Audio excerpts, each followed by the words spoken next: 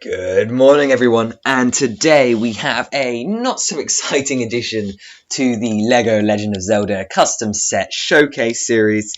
As we enter our 5th week here, I thought it was time to show you the polybag of the wave.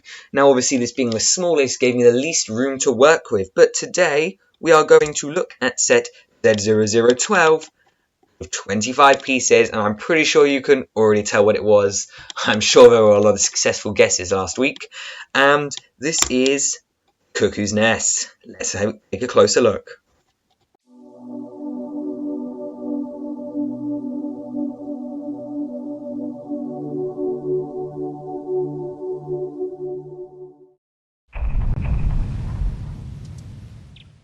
So Z0012 is the Cuckoo's pen, and it consists of 25 pieces, and that's pretty much all the information you need. It contains 3 of the Lego chickens and a small pen build for your £5.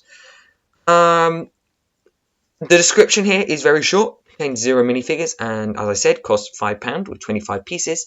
And the description is: tend to the cuckoos and don't get on their bad side. It's fairly self-explanatory. If anyone knows Zelda's history with the cuckoos, you'll understand what I mean. The pen build is very simple, using one of the fence elements and a couple of quadrilateral pyramid things. I think that's what they're called in Bricklink anyway. A couple of telescope as fence poles on the side, and just a normal 2x6 on a hinge as a small roof. Now, as anyone will know, polybags are the smallest form of Lego set, and therefore there's not much variety with what I can include here, despite how versatile the elements are. I wanted to choose cuckoos because I didn't want to do a minifigure for the first polybag. Trust me, my Wave 2 polybag is much more interesting, and so is any future polybags that I make. But I thought the cuckoos were an important part of the Zelda franchise, and including them outside of a Kakariko set would be somewhat difficult. Now, as this was a fairly short one, I kind of wanted to talk about the moulding rules that I've been using, and that heavily applies to this set because, well, chickens look somewhat close to the cuckoos, but really it would be a new mould, I believe. And I don't believe that that's something they'd introduced with the first wave, so if this set was included in a first wave, I don't believe they would use a new piece. It should be the chicken piece. Now, that's not to say that I won't design a cuckoo piece. Whenever I do Kakariko, it's a long way off. Don't get your hopes up. It's not this wave. I will design a cuckoo piece for that. You have my word. But let's quickly talk about the moulding system that Lego uses. Let me just go back to this here. Let's quickly talk about the moulding system that LEGO uses. So each theme on its opening year gets a uniquely large part budget. We'll use Mario as an example. That got an awful lot of new parts in order to make their license work. Because in the first year of a theme, they're going to need a lot more to set up their premises. You can imagine that in the second year of Mario, the new parts budget is going to be less than the first year because they don't have to design all those round plates, they don't have to design the digifig, and they don't have to design all those 2x4 rounds, the sticker tiles, etc, etc. Mario probably has the largest part budget ever. But for a normal theme, moulding works where you can either get one large new mould or a lot of smaller pieces. For example, the Spider-Man web of accessories only counted as 1 point towards the LEGO Group's moulding costs because they're so tiny and lots of themes got uses out of them. Especially with more elements in particular, my example would be the Sith tie daggers wedge points that come to a point.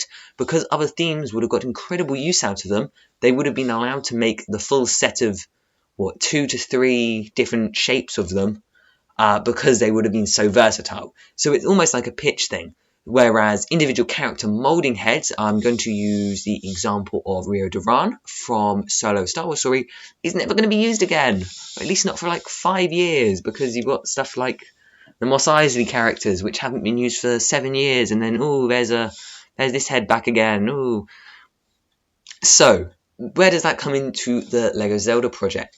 Now, obviously, there's a couple of things which I couldn't avoid, and those explicitly Trying not to spoil anything, a couple of the molds I had to use were hairpieces with ears, for example, the Toon Link and Skyward Sword Link, as well as another Link. And that hairpiece I designed for the Great Fairy and a couple of other characters, as well as a couple of enemy heads. Those are all unavoidable and fairly large, I would assume, on the moulding scale. Now, I don't use many custom pieces in my sets. There are no exclusive slopes. They're just prints and stickers, like your normal things. Minifigure series, just out of curiosity, don't count. I'm not saying there's a minifigure series. There may or may not be. They each get one. They have basically a completely separate budget, so they don't count. So anything designed for a minifigure series that's used outside doesn't count. But obviously there's a lot of exclusive pieces that I have to be very careful of, which is why I had to make cuts. So we'll see a Zelda minifigure without molded ears, because I chose to reuse the Sally hairpiece in blonde. If you want to see that figure, she is on my channel art and in my initial theory video at the beginning.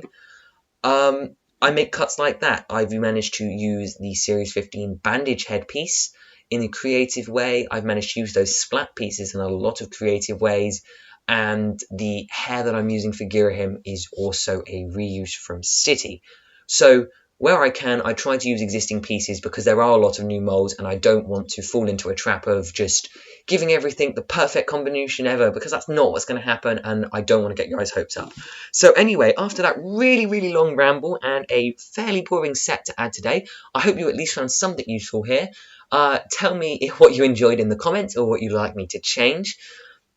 I expect plenty of comments telling me to make a new Cucco mold. And apart from that, next week is our exciting Age of Calamity crossover. And I am really excited to show you that to you. I designed it before a couple of the trailers, and then I had to redesign it. So you got